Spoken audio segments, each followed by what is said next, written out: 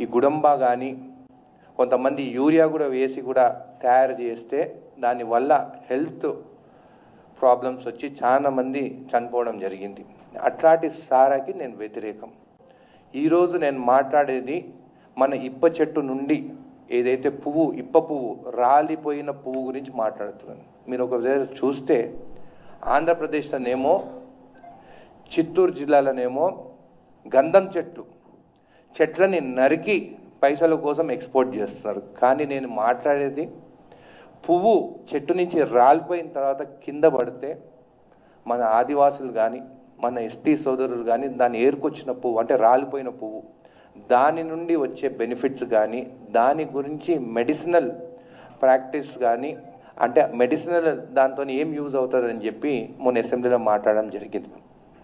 ఈరోజు నేను మాట్లాడేది ఏంటంటే కొన్ని అసెంబ్లీలో కూడా కొన్ని పాయింట్స్ కూడా మాట్లాడలేకపోయినాను. అది ఈరోజు మీ ద్వారా ఈ రాష్ట్ర ప్రజలకు నేను